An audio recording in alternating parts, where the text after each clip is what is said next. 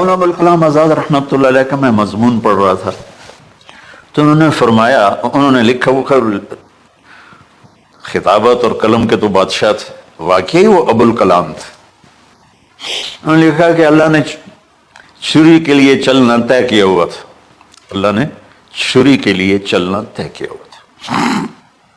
جب اسماعیل کو لٹایا گیا تو اسماعیل کو کھینچ لیا، چھری کو روک دیا۔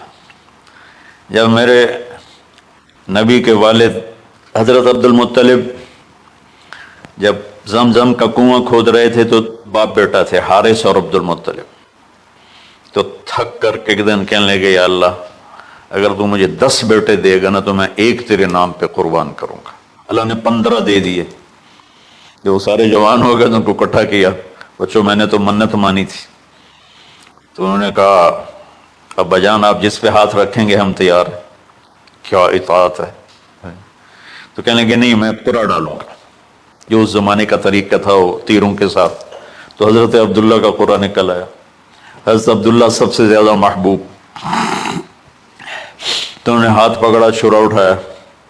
عمر بن عاص رضی اللہ عنہ کے والد عاص بن وائل ایک بہت بڑا کام کر گیا، وہ سامنے آگے کھڑا ہو گیا، کہنے لگا یہ کام نہیں ہوگا۔ انہوں نے کہا یہ سردار کا بول ہے، کہا آگے بھی سردار کھڑا ہوا ہے، میں یہ ظلم نہیں ہونے دوں گا۔ سارے مکے والے اس کے ساتھ ہو گئے، عبد المطلب اکیلے رہ گئے۔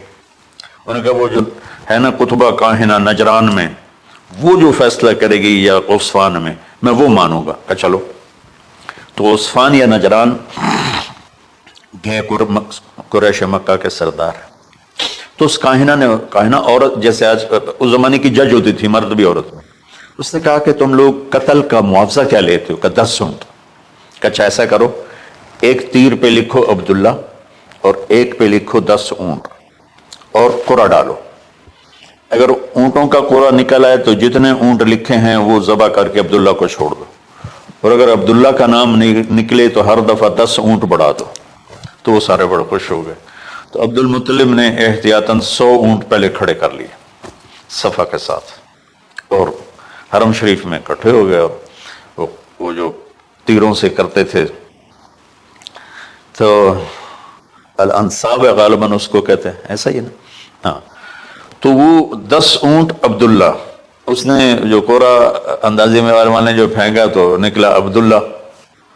تو وہ 10 اونٹ اس نے پہلے الگ کھڑے کیے تھے تو 20 کر دیے، پھر قرعہ ڈالا تو عبداللہ، پھر 10 اور کر کے 30 کر دیے، پھر قرعہ ڈالا تو عبداللہ، پھر 10 اور کی تو 40 ہو گئے، پھر قرعہ ڈالا تو عبداللہ تو 50 ہو گئے، پھر قرعہ ڈالا تو عبداللہ تو 60 ہو گئے۔ مکے والوں کی آنکھیں پھٹنے لگی، پسینے آنے لگے۔ پھر قرعہ ڈالا عبداللہ تو 70 ہو گئے، 80 ہو گئے، 90 جب ہوئے تو سب کی آنکھیں باہر نکل آئی کہ اب پیچھے تو اونٹ ہی ختم ہو گئے۔ تو پھر قرعہ ڈالا 100 پر تو نکلا 100 اونٹ۔ تو سب نے نعرے لگائے۔ تو عبد المطلب کہنے لگے نہیں میں ایک دفعہ اور کروں گا، کیا تو پھر 100 اونٹ، پھر سب نے نعرے لگائے، کہ نہیں میں ایک دفعہ اور کروں گا، پھر کیا تو 100 اونٹ۔ تو پھر عبد المطلب نے حضرت عبداللہ کو آزاد کیا، 100 اونٹ خود ذبح کیے۔ تو ابوالکلام آزاد رحمۃ اللہ علیہ فرماتے ہیں دوسری دفعہ وہ چھری چلنے لگی حضرت عبداللہ پر، تو پھر فرمایا کہ اللہ نے اسماعیل کو نکالا، عبداللہ کو نکالا، لیکن چھری نے چلنا تھا۔ جب حسین کی باری آئی تو اللہ نے چھری کو کہا چلو، اور وہ کاٹتے چلی گئی۔ کیا جرم ہوئی کی میرے نبی کی ساری نسل ذبح کی۔ کتنا کہا اذکرکم فی اہل بیت، اذکرکم فی اہل بیت، اذکرکم فی اہل بیت۔